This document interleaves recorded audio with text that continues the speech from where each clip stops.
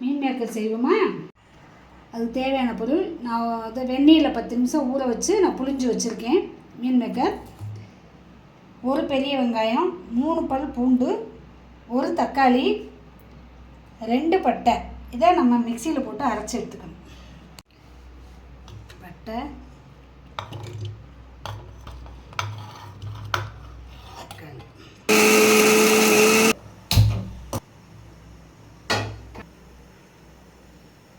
ஒரு ஸ்பூன் எண்ணெய், சோம்பு, 1/4 ஸ்பூன் மிளகாய்த்தூள், தனி மிளகாய்த்தூள், நம்ம வீட்டில் அரைச்ச தூள் கூட அரைச்சி வச்சு போட்டு கிண்டி,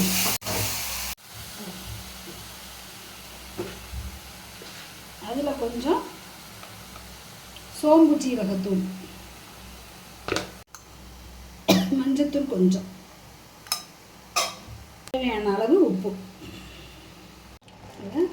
மீன் மேக்கரை கொட்டி பரட்ட வேண்டியது. கொத்தமல்லியை தூவி இறக்க வேண்டியதான்.